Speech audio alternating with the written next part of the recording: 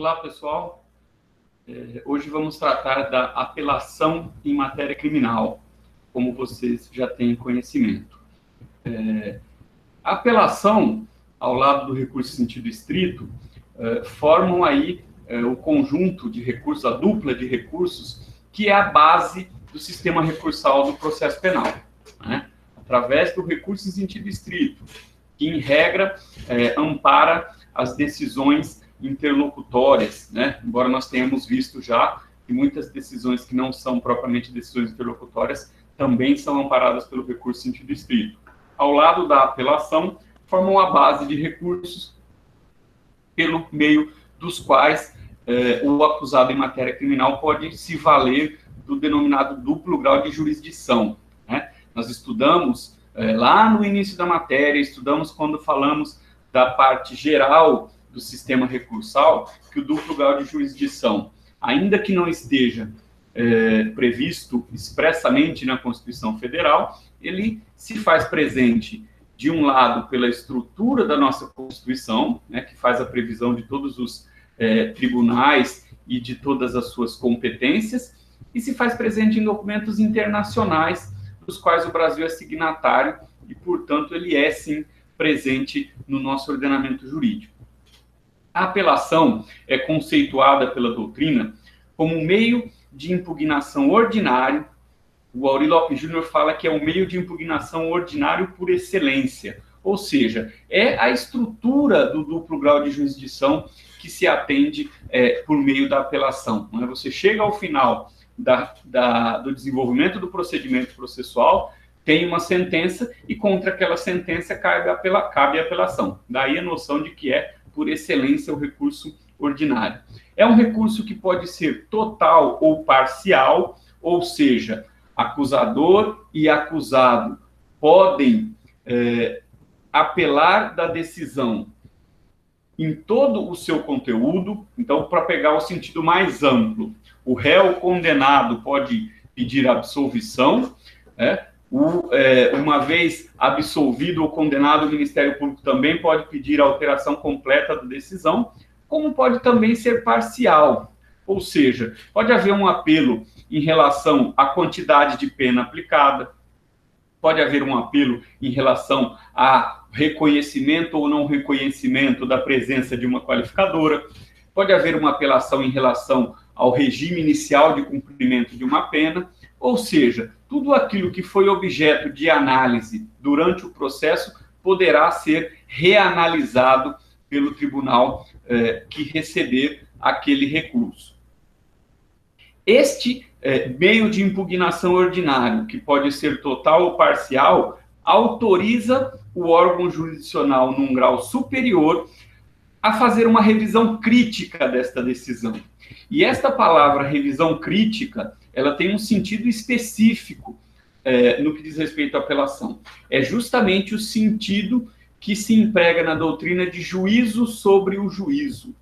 Quando o julgador monocrático profere uma decisão, uma sentença, ele analisa tudo aquilo que foi desenvolvido naquele procedimento e decide, ou positivamente no sentido de acatar a pretensão acusatória, ou negativamente no sentido de negar a pretensão acusatória, ou uma outra análise que, porventura, não se refira especificamente ao mérito, mas ele faz um juízo a respeito de tudo aquilo que se produziu naqueles autos. Então, o meio de impugnação, que é a apelação, permite que o tribunal, em grau superior, faça um juízo crítico sobre o juízo feito pelo juiz monocrático. Por isso a expressão juízo sobre o juízo. Daí a ideia de duplo grau de jurisdição. Então, tudo aquilo que foi decidido pelo juiz de primeira instância poderá ser revisto em grau de apelação e é possível, inclusive, que o tribunal se manifeste a respeito de questões que ensejem nulidade, né? E aí nós vamos ver lá na frente a questão dos efeitos e do alcance da apelação para saber se sempre o tribunal pode se manifestar a respeito de eventuais nulidades. As hipóteses de cabimento da apelação estão previstas no artigo 593 do Código de Processo Penal. Então, nós temos lá as hipóteses de cabimento, né? Lembrando daquela ideia de que o recurso ele tem que ser previsto na lei. O recurso só existe na medida em que há uma previsão legal dizendo que daquele tipo de decisão, daquela espécie de decisão, cabe o recurso. Então, nós vamos buscar lá no 593 as hipóteses pelas quais nós podemos apresentar o recurso de apelação. A primeira delas, né, apelação em face de sentenças definitivas de condenação ou absolvição proferidas pelo juiz singular. Eu vou colocar aqui o fone, porque eu acredito que o microfone fica melhor estando mais próximo. Okay? Então, repetindo, em face de decisões definitivas de condenação ou absolvição proferidas por juiz singular. Então, aqui nós temos a essência da possibilidade de recurso após a análise do mérito da causa. Quando vocês analisaram o procedimento, vocês viram que o juiz pode interromper o fluxo do procedimento sempre que haja um motivo que determine que não será frutífero levar adiante o procedimento, porque inevitavelmente não vai haver decisão de mérito. Então, a sentença de absolvição ou condenação, elas são justamente as decisões de mérito, onde o juiz acolhe ou desacolhe a pretensão ministerial ou a pretensão do acusador particular, né? Uma observação interessantíssima que eu já passei para vocês. Existe um autor chamado André Luiz Nicoliti, um juiz de direito do Tribunal de Justiça do Rio de Janeiro, estudioso do processo penal, que entende que sempre que houver uma decisão absolutória na primeira instância, não cabe apelação para a segunda instância pela acusação. Por quê? Porque ele diz o seguinte: se o direito ao duplo grau de jurisdição é garantido a todos os acusados em matéria criminal, e ele, em sendo absolvido na primeira instância, pode vir a ser condenado pelo Tribunal de Justiça ou pelos tribunais regionais federais, o que vai ocorrer é que ele não terá o direito ao duplo grau de jurisdição, porque, como nós vimos também, os recursos para os tribunais superiores serão sempre recursos extraordinários, né? Então, vejam, esta é uma tese tecnicamente coerente, né? Se justifica pelo argumento utilizado, mas que na prática ela não tem aplicabilidade, pelo menos até hoje, nunca vi falar de um caso nesse sentido, porque obviamente isso encontraria uma resistência tremenda, né? Especialmente pelo Ministério Público. Mas é uma tese que faz sentido e é muito interessante que vocês tenham conhecimento dessa tese. A segunda hipótese de apelação, o inciso 2 do artigo 593, prevê que cabe apelação em face de decisões definitivas ou com força de definitivas proferidas por juiz singular e não atacáveis por recurso em sentido estrito. Então, aqui, vejam, quando nós analisamos as hipóteses do recurso em sentido estrito, nós vimos que há decisões definitivas ou com força de definitivas, né, as chamadas decisões interlocutórias mistas, que são atacáveis por recurso em sentido estrito. Então, quando o inciso 2 do artigo 593 estabelece que as decisões definitivas ou com força de definitivas proferidas por juiz singular, não atacáveis por recurso em sentido estrito, estão sujeitas à apelação, o que nós estamos vendo é a hipótese da apelação como recurso residual, ou seja, no contexto do processo em primeira instância, as decisões ou serão atacáveis por recurso em sentido estrito, e quando não forem, serão atacadas por apelação, né? E com isso, aquela técnica legislativa de deixar coberta todas as hipóteses, né? À medida que eu tenho uma previsão residual para aquelas hipóteses que não estão abrigadas pelo artigo 581, eu preencho todo o quadro de possíveis decisões em relação ao recurso, certo? Então, as decisões definitivas ou com força de definitivas, que não são a sentença absolutória ou a sentença condenatória, que vem ao final do procedimento, são aquelas decisões que, no curso do procedimento, tomam como válida uma tese que impede que o procedimento vá adiante. Ou seja, a partir daquelas decisões, se elas são definitivas ou têm força de definitivas, o procedimento se encerra. E, em razão disso, é que o recurso cabível é a apelação. Por quê? Porque, ao se encerrar o procedimento e prever-se o recurso mais amplo, permite-se que todo o conteúdo daquela relação processual seja reavaliada pelo tribunal adquém. Então, a lógica é esta, certo? Então, com essas duas primeiras hipóteses, nós temos recurso de apelação contra as decisões condenatórias ou absolutórias e recurso de apelação contra decisões definitivas ou com força de definitivas. Questão interessante. E se, não absolvendo ou condenando, mas ao final do procedimento, ou seja, desenvolvida todas as etapas do procedimento, o juiz reconheça, por exemplo, a extinção da punibilidade? Nós vimos que a extinção da punibilidade é uma decisão atacável por recurso de sentido estrito. Mas e se ela for reconhecida ao final, após a instrução processual? Aí, o entendimento mais adequado é de que o recurso cabível é a apelação. Por quê? Porque é um recurso mais amplo. E aí, ainda que haja o conteúdo de declaração de extinção da punibilidade, nós vamos estar tratando de uma sentença. Então, aí, nós vamos utilizar o inciso 1 do artigo 593 para recorrer dessa decisão. E ainda que o recurso tenha por base única e exclusivamente o conteúdo da declaração de extinção de punibilidade. Não vai se fazer uso do recurso em sentido estrito quando a decisão é proferida lá ao final. Ou seja, a lógica desse raciocínio é, se o procedimento foi até o seu final, se houve o desenvolvimento de todas as fases do processo, o recurso adequado é a apelação, e não o recurso em sentido estrito.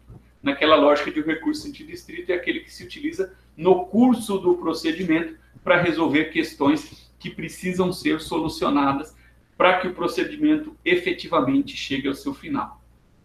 Para que não pare nenhuma dúvida a respeito disso, a decisão declaratória de extinção de punibilidade é considerada uma decisão, e aí, por boa parte da doutrina, uma decisão impeditiva de mérito, porque ao reconhecer a extinção de punibilidade, o juiz está deixando claro que não é possível analisar o mérito, né? Eu não tenho por que dizer se o réu é inocente ou culpado do delito, se eu sei de antemão que houve a extinção da punibilidade. Lembrando sempre aquela máxima de que o direito penal não é instrumento de vingança. O direito penal é instrumento de aplicação da legislação. Então, se a legislação que prevê a punição por um fato não pode ser aplicada porque houve a extinção da punibilidade, não existe interesse, né, em que se faça juízo a respeito da responsabilidade penal. Então, veja, o interesse processual, né, o interesse na solução da questão, que é uma condição da ação analisada lá no início, né, que é uma condição que é analisada como forma de se verificar se o autor preenche os requisitos mínimos para iniciar o procedimento, ela pode vir a ser a causa lá na frente da absolvição.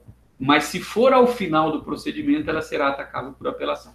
Tá? Eu mandei o recado para vocês, mas repito agora, as questões que foram sendo colocadas no chat, a gente vai responder todas ao final, para que não fique disfuncional, né? Eu ficar entrando aqui, vendo a questão, respondendo e voltando. Então, acho que é mais funcional a gente fazer toda a apresentação e depois partir das questões para responder elas uma a uma. Terceira hipótese de recurso de apelação. O inciso 3 do artigo 593, ele trata especificamente das possibilidades de apelação em razão do procedimento do júri. O procedimento do júri, como vocês já viram, tem uma série de especificidades e tem uma natureza muito diferente, né? Partindo do óbvio, que é o fato de haver um julgamento por juízes leigos, né? Partindo também do fato de que o julgamento é feito numa sistemática completamente diferente. O que o legislador fez em relação ao tribunal do júri é criar hipóteses específicas e fazer com que o recurso de apelação seja vinculado. Então, com relação ao tribunal do júri, a apelação é vinculada ao motivo que você apresentou. Então, observe, artigo 1º fala apelação em face de sentenças absolutórias ou condenatórias. Você vai discutir ali os seus argumentos livremente. O 2º fala decisões definitivas ou com força de definitivas. Você vai discutir os argumentos livremente. No 3º, nós temos em letras A, B, C e D as hipóteses que serão alvo de discussão. E a hipótese que for mencionada no requerimento, na interposição do recurso, vai vincular esse recurso. Súmula 713 do Supremo Tribunal Federal. Né? O motivo indicado da apelação nos casos do Tribunal do Júri vincula o efeito devolutivo da apelação. Significa dizer o seguinte: o que a parte recorrente está devolvendo para o Tribunal Superior para que ele faça um juízo sobre o juízo, para que ele analise criticamente, é exatamente aquele ponto. Então, vejam, é possível que eu coloque, por exemplo, numa interposição de apelação, apelação com base nas letras A, B, C e D, da letra do número 3 do artigo 593. Por quê? Porque eu tenho uma nulidade para tratar, porque eu tenho uma questão de mérito, porque eu tenho uma questão do juiz, ou seja, eu tenho amplos argumentos para discutir, mas eu preciso colocar isso na minha interposição de apelação. Sob pena do tribunal olhar e dizer assim, olha, aqui, ó, letra A do número 3 do artigo 593. Significa que nós só vamos discutir a sua alegação de nulidade à pronúncia, de nulidade posterior à pronúncia. Então vejam que como isso é importante e atentem, esta é uma ótima pegadinha para provas de concursos, inclusive para uma segunda fase de OAB. Né? O inciso no qual você classifica a sua apelação de decisão no Tribunal do Júri vincula o efeito devolutivo, ou seja, o tribunal só vai se manifestar em relação especificamente àquilo. Lembrando a vocês, petição de interposição é aquela petição de uma única folha, onde o sujeito qualifica, endereça para o juiz sentenciante e diz: venho, por meio desta, apresentar meu recurso de apelação com base no artigo 593, inciso 1, inciso 2, ou inciso 3, letra A, letra B, letra C ou letra D. Não são as razões, é a interposição, é a manifestação de que quer recorrer. Depois a gente vai ver que é exemplo do que acontece com o recurso em sentido estrito. A apelação também é um recurso em que ocorre a interposição e depois as razões, certo? Então aí, no caso da apelação em face de decisão proferida pelo Tribunal do Júri, eu vou ter, letra A, nulidade posterior à pronúncia. O procedimento do Tribunal do Júri, como vocês já sabem, ele é o chamado procedimento escalonado, né? Ele é um procedimento desenvolvido em 3 fases. Atualmente se diz que ele é desenvolvido em 3 fases. A primeira fase vai do recebimento da denúncia até a decisão de pronúncia, né? Se nós tivermos uma das outras possíveis decisões, acaba ali. Desclassificação, impronúncia, absolvição sumária, encerram ali. Decisão de pronúncia é a única que leva o procedimento às etapas posteriores. Depois nós temos uma etapa intermediária, que é a chamada preparação do processo, né? Que nada mais é do que a intimação das partes para apresentar o rol de testemunhas e outras provas que pretendam produzir em plenário. Porém, é muito comum que a gente ouça isso. De acordo com o artigo 421, aquela fase intermediária de preparação do julgamento é só para rolar testemunhas e, eventualmente, pedir uma outra prova, esclarecimento de perito, juntada de um documento que esteja em poder de um terceiro, só para isso. Mas é também um momento de você argumentar a respeito de eventuais nulidades que passaram até aquele ponto. Né? No caso da apelação, nulidades posteriores à pronúncia, nós vamos ter, nesta fase, o que é praticamente inviável. Então, o que eu teria aqui? Eu requeria a oitiva de uma testemunha em caráter de imprescindibilidade e o juiz indeferiu. Ok, eu posso fazer um HC contra isso, eu posso... porque eu não vou ter um recurso cabível desta decisão especificamente. Né? Mas, se for reconhecido, se isso for ao julgamento e o juiz não te der a oportunidade de ouvir essa testemunha, você vai poder apresentar isso lá. Então, posterior à pronúncia significa a partir do momento em que não há mais recurso em face da pronúncia. Então, eu tenho preparação do julgamento e julgamento em plenário, né? A grande possibilidade de nulidades vai ser no julgamento em plenário.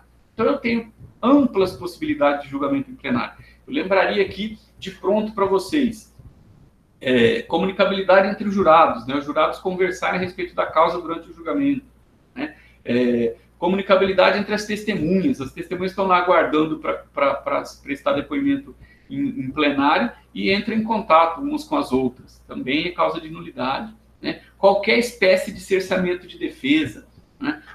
O acusador fazendo uso dos argumentos da pronúncia como argumento de autoridade, né? O réu é culpado, tanto é que ele foi pronunciado, esse argumento de autoridade é proibido, né? Uso de documento que não foi apresentado com um prazo mínimo de 3 dias para a parte contrária. Então, todas essas nulidades poderão ser apresentadas como sustentáculo de uma apelação com base na letra A do número 3 do artigo 593 do Código de Processo Penal.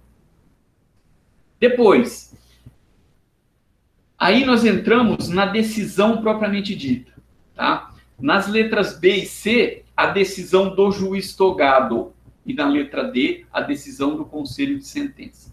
Então, na letra B, eu vou poder atacar a sentença do juiz presidente quando ela é contrária à lei expressa ou à decisão dos jurados. Então, vejam, isso é importante. Quando eu recorro com base na letra B ou na letra C, eu estou recorrendo do que o juiz presidente, o juiz de direito, decidiu após o conselho de sentença ter se pronunciado. Então, como vocês se lembram, no procedimento pelo júri, nós temos a votação na sala secreta e depois da votação, nós temos a sentença que é proferida pelo juiz togado, que ele deve, na qual ele deve respeitar aquilo que foi decidido pelos jurados. Tá? Então, quando o juiz decide contrariamente a texto expresso de lei. Então, vamos imaginar o seguinte. O juiz, embora o crime seja apenado com uma pena mínima de 5 anos, né, um exemplo absurdo aqui, eu nem sei se tem algum crime doloso contra a vida nessa situação, talvez uma das figuras do aborto. E o juiz fixa uma pena base em 1 ano ou em 10 anos. Ou seja, ele está contrariando o texto legal, o artigo do Código Penal que estabelece a pena mínima e máxima daquele crime. Então, o réu foi condenado pelos jurados. Cabe ao juiz fixar a pena. Mas ele tem que fixar a pena de acordo com os critérios legais. Certo? Então, ele precisa atender aos critérios legais. Então, o juiz fixa um regime inadequado para o réu não previsto em lei. Então, por exemplo, uma punição lá que é regime semiaberto, ele fixa regime fechado. Essa decisão é contrária ao texto da lei. Então, vejam, nesta hipótese, o tribunal pode mudar a decisão, porque não se trata da decisão dos jurados, né? Não tem soberania dos vereditos, porque a soberania é do veredito do jurado, não da decisão do juiz togado, certo? Ou então, o juiz ainda contraria a decisão dos jurados. Né? Então, vamos imaginar o seguinte, os jurados condenam e incluem uma qualificadora que constava da pronúncia. O juiz, no momento de fixar a pena, não aplica a pena prevista para o crime qualificado. Então, ele está desobedecendo a decisão dos jurados. Ou os jurados, numa hipótese muito absurda, os jurados absolvem e o juiz condena. Né? Ou seja, o juiz não está respeitando a soberania dos vereditos. Então, estas hipóteses, o inciso correto é a letra B do número 3 do artigo 593. Seguindo, eu ainda posso fazer apelação com base na letra C, que estabelece erro ou injustiça quanto à aplicação da pena ou medida de segurança. A palavra erro vai remeter, né, obviamente, àquele sistema trifásico de aplicação da pena. Né? Então, nós temos lá o artigo 59 do Código Penal, que estabelece as circunstâncias judiciais, né? As consequências do crime, a culpabilidade, o comportamento da vítima, antecedentes, as chamadas circunstâncias judiciais. Depois nós temos as causas de aumento e diminuição, e depois, aliás, nós temos as circunstâncias agravantes e atenuantes e as causas de aumento e diminuição. Então, esse sistema trifásico, ele precisa ser aplicado corretamente. Se ele não for respeitado, haverá erro, né? Se ele não respeita o sistema legalmente previsto, haverá erro. Existe um grande problema aqui quando se fala em injustiça, né? O conceito de justiça é um conceito absolutamente subjetivo. Então, existe um certo dissenso doutrinário, né, a respeito do que seria essa possibilidade de recorrer a respeito da injustiça quanto à aplicação da pena. Me parece que o mais adequado é entender que o juiz, embora tenha seguido o critério estabelecido por lei, tenha utilizado-se do sistema trifásico, ele tenha feito em desacordo com o que estabelece a jurisprudência para aqueles casos. Então, por exemplo, nós sabemos que se as circunstâncias judiciais são favoráveis ao acusado, a pena base é a pena do mínimo, né? Então, vamos imaginar que o juiz, ao sentenciar, diga as circunstâncias judiciais, as circunstâncias do artigo 59 do Código Penal são favoráveis ao acusado. Só que ele está sendo condenado por um crime de homicídio qualificado e o juiz fixa a pena base em 14 anos, quando a pena base é 12, a pena mínima. Então, ele não está sendo, de acordo com a dicção da lei, justo em relação àquilo, né? Porque a jurisprudência se fortaleceu, se firmou, se pacificou no sentido de que, em havendo circunstâncias judiciais favoráveis ao acusado, não é possível que a pena mínima seja fixada acima do mínimo legal. Então, essas são as hipóteses em que se recorre em relação à sentença do júri, mas atacando o trabalho do juiz togado na sentença. Ok? Então, primeiro inciso, letra A, nulidades posteriores à pronúncia. Letra B, né? Sentença contrária a texto expresso de lei ou à decisão dos jurados. Letra C, erro ou injustiça quanto à aplicação da pena ou medida de segurança. E, por fim, a letra D, decisão manifestamente contrária à prova dos autos. Essa é a grande polêmica desse número 3 do artigo 593, porque envolve a questão da análise de mérito da decisão dos jurados. Quando eu falo em mérito e decisão de jurados, eu já trago uma contradição praticamente insolúvel. Por quê? Porque nós aprendemos que os jurados decidem de acordo com a íntima convicção, né? E aprendemos que a decisão dos jurados é soberana. Então, como eu vou questionar o mérito? Bom, esta hipótese é a forma de conciliar, de um lado, soberania dos vereditos e de outro, duplo grau de jurisdição. Então, daqui para cima, ou daqui para trás, conforme preferirmos, todas as hipóteses de apelação, seja pelo inciso 1, seja pelo inciso 2, seja pelo inciso 3, letra A, B e C, permite que o tribunal altere o conteúdo da decisão, que ele efetivamente faça a análise crítica. Que o tribunal, de fato, proceda um juízo sobre o juízo e altere o sentido da decisão, modifique a sentença da primeira instância. Por outro lado, com relação à letra D, nós estamos tratando de uma outra situação, uma situação de se questionar por que os jurados absolveram ou condenaram o réu, né? E aí, o primeiro problema que surge, como que nós conciliamos soberania dos vereditos e possibilidade de recurso? Então, foram dois os mecanismos utilizados pelo legislador. O primeiro mecanismo, a apelação, quando tem por base a letra D do inciso 3, ela não permite que o tribunal altere o sentido da decisão. Ela simplesmente permite que o tribunal anule o julgamento. E uma vez anulado o julgamento, um outro julgamento, outro tribunal do júri será feito. Por que outro tribunal do júri? Porque nenhuma daquelas 7 pessoas que participaram do primeiro julgamento poderão participar do segundo julgamento. Então, é um outro conselho de sentença.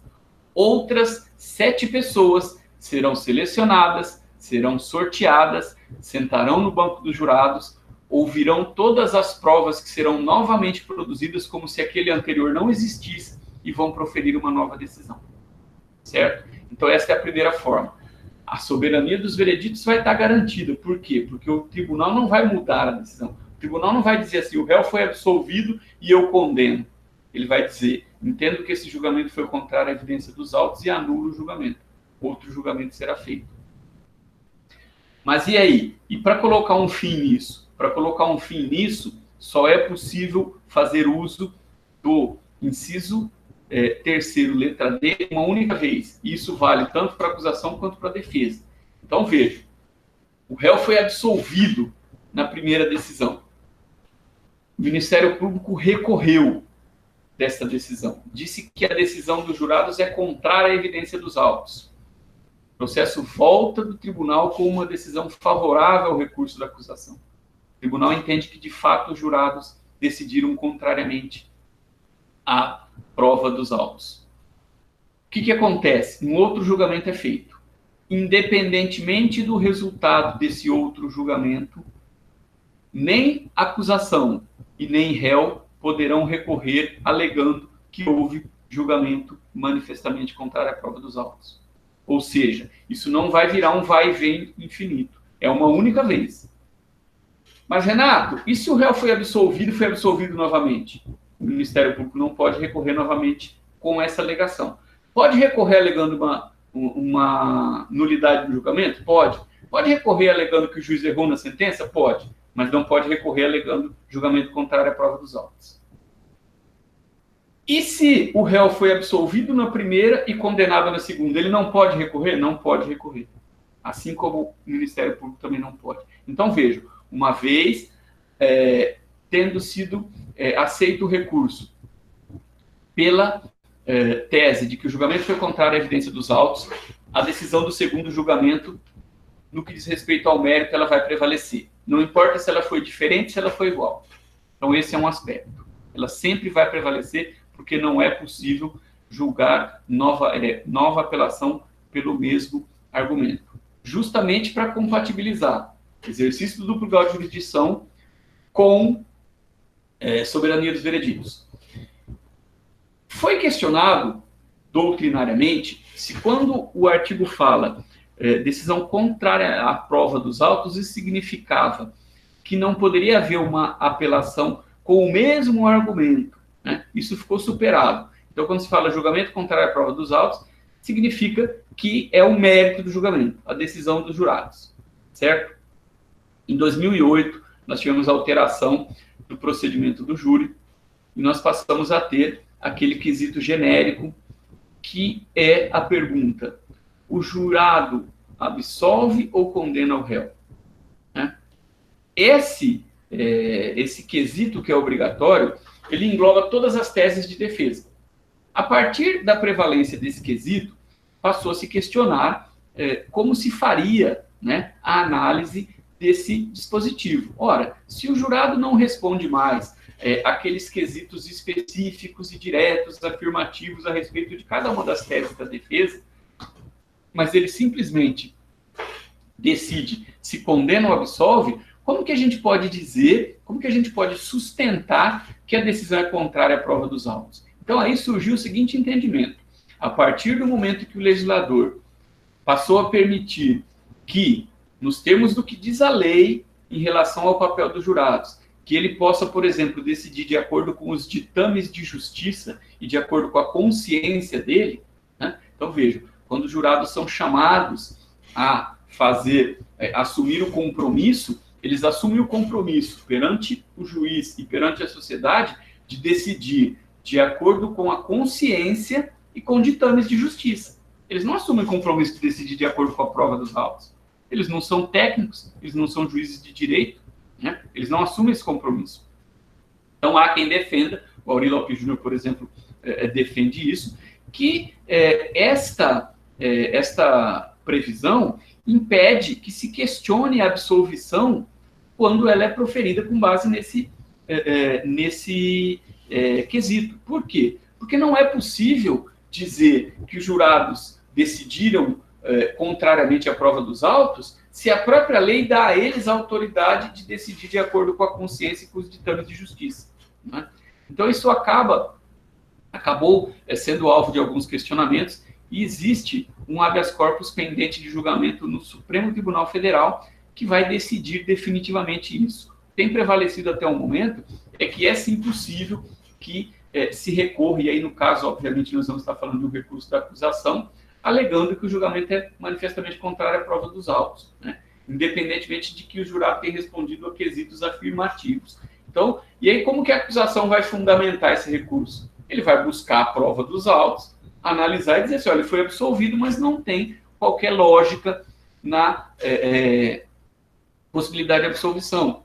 E mais, né, a ata de julgamento do júri, ela estabelece as teses defensivas alegadas, né? Essas teses ficam registradas. Não fica registrada a fala das partes, mas ficam registradas as teses. Então, é possível que o acusador vá lá, busque, né, na ata de julgamento as teses e discuta as teses em relação às provas dos autos. É o que tem prevalecido até o momento.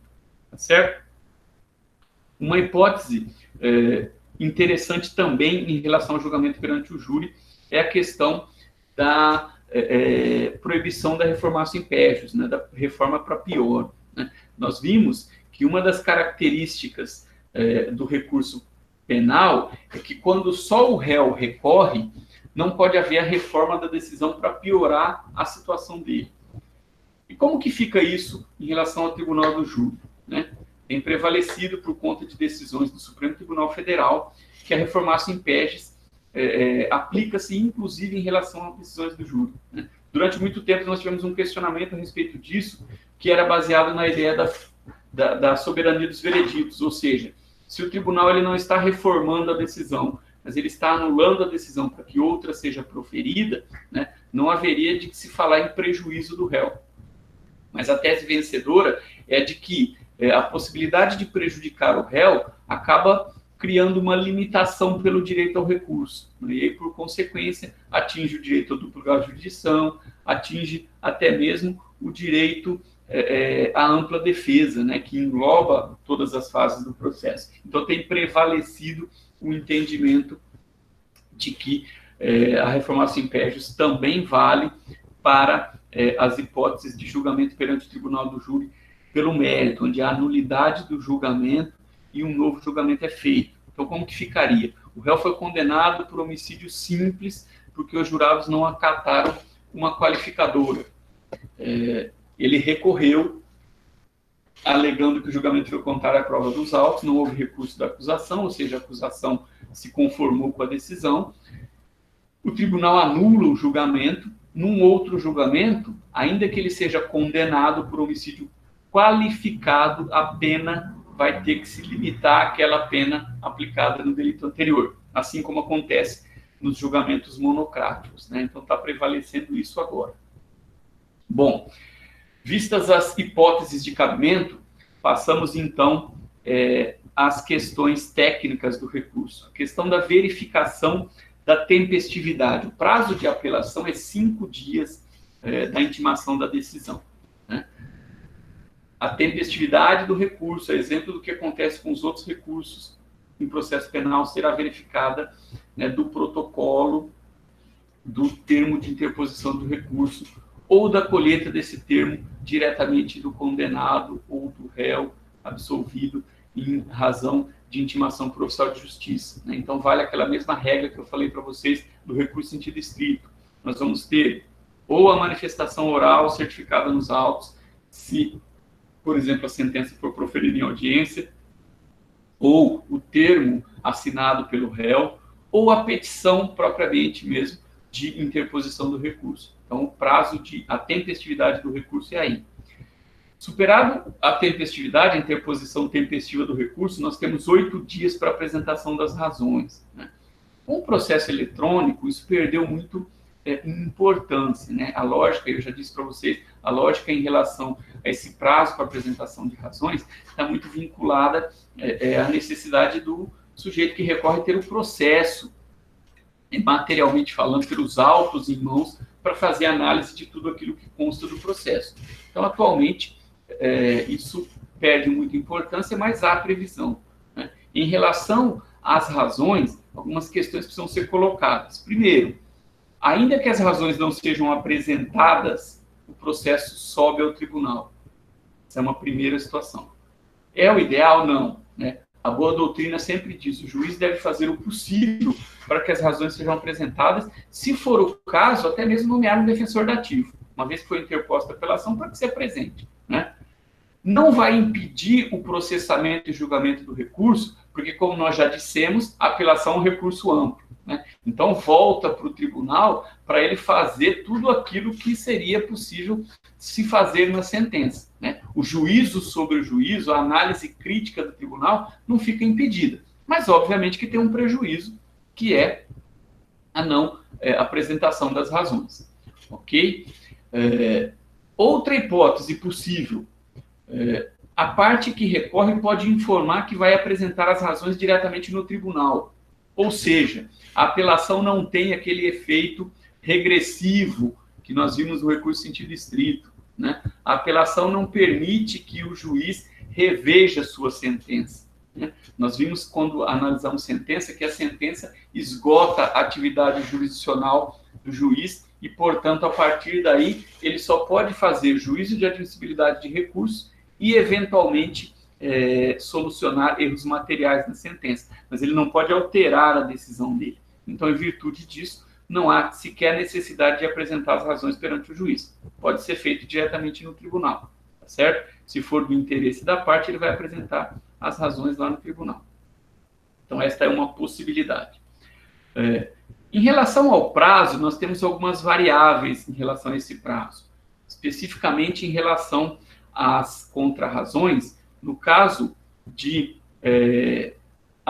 apelação em face de contravenção penal, o prazo é de 3 dias e não de 8 dias. Depois nós temos os chamados prazos especiais, né, para apresentação da apelação em si. Primeiro, o Ministério Público, ação penal privada, quando não recorre, o ofendido tem um prazo de 15 dias a contar do final do prazo do MP para apresentar o recurso de apelação. E aí ele faz com a condição de assistente da acusação. Questão importante, técnica importante. O ofendido pode estar incluído na relação processual como assistente da acusação, e aí o prazo dele é de 3 dias após o prazo do MP. Então, corre o prazo do MP, se o MP não recorrer, o assistente da acusação tem 3 dias. Ou seja, o assistente da acusação ele já está representado no processo. Ele tem um advogado acompanhando o processo por ele. Então, o prazo é mais curto. O ofendido, de maneira geral, ele tem 15 dias porque ele não está acompanhando o processo habilitado para tanto. Ele está acompanhando, mas ele não está habilitado. Então, nesse caso, ele tem um prazo maior, tá certo? No caso da ação penal privada, o Ministério Público, que atua como custos leves, ele tem um prazo de 3 dias após o prazo do acusador, ou seja, o querelante tem um prazo de 5 dias para apelar, e se ele não apela, o representante do Ministério Público tem um prazo de 3 dias após esse prazo, certo? Então, em relação aos prazos, está previsto tudo em lei, não tem grandes questionamentos a se fazer. O processamento da apelação. A regra geral é, o juiz recebe a apelação, faz o juízo prévio de admissibilidade e encaminha para o tribunal. Com razões ou sem razões, né? 8 dias para cada uma das partes, prazo sucessivo para cada uma das partes apresentar as razões, encaminha para o tribunal. Com a ressalva de que ele deve encaminhar ainda que sem as razões, mas a boa técnica processual indica que ele deve cobrar o advogado de apresentar as razões, né? Inclusive oficiando a OAB, porque isso é uma falha funcional, se o advogado está presente no processo e não atua, né? E que ele também cobre o Ministério Público, inclusive oficiando a Procuradoria de Justiça no caso de desídia do representante do Ministério Público, certo? E aí esse processo chegando ao tribunal, abre-se vista à manifestação da Procuradoria de Justiça, né? Esse é um ponto polêmico que boa parte da doutrina não trata, mas é um ponto polêmico. Porque, veja, A relação processual é formada na primeira instância com duas partes, autor e réu. Né? Na instância superior, a Procuradoria de Justiça, segundo o texto da organização do procedimento, funciona como fiscal da lei. Então, em tese, o Ministério Público faria um parecer imparcial a respeito do recurso. Mas, na verdade, o Ministério Público é parte. Não é porque ele está na segunda instância que ele deixa de ser parte. Então, existe um questionamento de que deveria se abrir vista para a defesa após essa manifestação da Procuradoria, para que houvesse a manifestação. Embora isso não é aceito na prática. Então, na prática, vai haver uma manifestação da Procuradoria, depois esse processo vai para o relator, e o relator apresenta o voto para que ele seja pautado em julgamento. Prazo de 5 dias para a Procuradoria de Justiça e para o relator, mas prazo impróprio, aquele prazo que, se não for cumprido, não acarreta qualquer sanção, certo?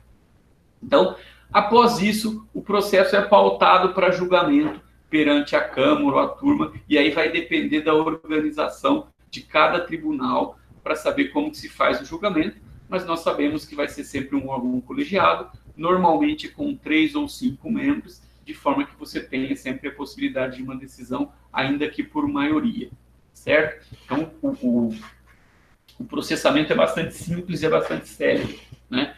Com a possibilidade de sustentação oral no dia do julgamento, né? Então as partes são intimadas do julgamento, o representante do Ministério Público é um procurador de justiça que estará em todos os julgamentos, que faz lá a representação do MP em todos os julgamentos, pode fazer sustentação oral, e a defesa do réu vai ser intimada também para que possa fazer sustentação oral por 10 minutos antes do julgamento. No dia do julgamento, o relator, o presidente da sessão, toma ao julgamento, faz o relatório do processo, abre-se vista para, aliás, abre-se a oportunidade para as alegações penais, as alegações orais, a sustentação oral no tribunal, e, após isso, o relator fala o seu voto, declara o seu voto, e os outros membros votam e já se profere o resultado ali, certo? A sustentação oral, ela é um recurso cada vez mais usado e cada vez mais importante na advocacia, né? É uma demonstração de que o sujeito se importa com o destino daquele processo, é uma representação de que há realmente algo a se dizer a respeito daquilo. Um outro recurso que é muito usado também é a apresentação de memoriais para os membros do colegiado que vai julgar antes disso, né? Então, o advogado vai até o tribunal, a sede do tribunal, procura o relator, apresenta para ele os memoriais, né? Procura os outros membros da Câmara ou turma, apresenta para eles os memoriais, e ali há uma oportunidade dele fazer uma breve exposição, dele chamar a atenção de algum ponto que lhe seja importante, né? Uma coisa não impede a outra. Se ele for até os gabinetes entregar memoriais, não há impedimento nenhum de que ele, no dia do julgamento, vá lá e faça a sustentação oral, certo? Mas são hipóteses que permitem que o advogado, né, porque o Ministério Público já vai estar representado lá, que o advogado esteja próximo dos julgadores e apresente, de alguma forma, os seus argumentos para que esses julgadores deem atenção a esse julgado. Se a gente olhar uma pauta de julgamento dos tribunais, nós vamos ficar assustados com o número de julgamentos, número de processos que são julgados no mesmo dia. Então, quando você tem, de fato, né, preocupação com aquela causa, interesse com aquela causa, chamar a atenção para o julgamento é fundamental. Então, veja, normalmente, quando se instala a sessão, você vai ter os julgamentos em que se pede a preferência e os julgamentos com sustentação oral, e depois os desembargadores ficam lá julgando processos, muitas vezes até de portas fechadas, porque não vai ter mais ninguém assistindo. Então, é evidentemente que pode haver algum tipo de prejuízo, porque alguma coisa passa lá despercebida, certo? Então, é fundamental a participação no julgamento perante os tribunais, isso cada vez mais tem sido a prática da advocacia. Superada a questão do procedimento, a gente chega à questão dos efeitos do recurso à apelação. A apelação, como nós dissemos, né, como Auri Lopes Júnior, é o recurso ordinário por excelência. Então, aquela máxima lá, tanto devolutum quanto apelatum, ou seja, tudo que foi apelado é devolvido acrescida ainda da proibição da reformatio imperius e da possibilidade da reformatio in melius, né, da reforma para melhor, indica que tudo aquilo vai ser alvo do efeito devolutivo. Além disso, o tribunal pode ainda apreciar eventuais nulidades não arguidas pelas partes. Detalhe, quando há recurso só da defesa, há uma súmula do Supremo Tribunal Federal que diz que o tribunal não pode reconhecer de ofício nulidade não arguida pela defesa. Qual é a lógica disso? A lógica é que a defesa conhece a decisão, recorreu, apresentou os argumentos e ela não quer uma nulidade que faça com que o processo volte a uma etapa anterior. Então, existe essa súmula que, de certa forma, se opõe àquela lógica das nulidades, né, que nós estudamos também, que diz que o tribunal pode reconhecer nulidade absoluta de ofício em qualquer tempo, em qualquer grau de jurisdição, ou seja, tanto o juiz quanto o tribunal poderia fazer isso. Tá? Então, nós temos essas questões a serem colocadas. Muito importante aqui a questão da reformatio imperius e da reformatio in melius, né? Reformatio imperius é proibida, tanto hoje por decisão do Supremo para o Tribunal do Júri, quanto para os outros julgamentos monocráticos, né? A possibilidade da reforma para melhorar a situação é permitida com algum questionamento. Guilherme Nutti é resistente a isso, né? Ele argumenta no sentido de que não tem muita lógica a possibilidade de melhorar a situação do réu quando ele não recorre, né? E aí, embora ele reconheça o valor da ideia de que o que prevalece no processo penal é o interesse da liberdade, é o interesse da melhor prestação jurisdicional, ele não vê muito sentido nisso, mas prevalece o entendimento de que é possível sim melhorar a situação do réu, ainda que ele não tenha recorrido, porque aí o tribunal faz aquele papel de juízo sobre o juízo, certo? Vejam, aqui nós estamos falando especificamente de apelação, tá? Pois quando a gente for ver outros recursos, a gente vai ver que o efeito devolutivo é diferente. O efeito devolutivo da apelação é o mais amplo possível, porque a apelação é o recurso mais amplo possível. Questão do efeito suspensivo, né? Primeiro ponto, em face de decisão absolutória não existe efeito suspensivo. Então, veja, o réu está preso, está submetido a medidas cautelares diferentes da prisão, sentença absolutória põe fim a isso imediatamente, né? Então, não tem efeito suspensivo de decisão absolutória. No caso da sentença condenatória, é necessário que o juiz, com base no artigo 387 do Código de Processo Penal, é necessário que o juiz, quando sentencia, se pronuncie a respeito da situação do réu em relação à prisão, né?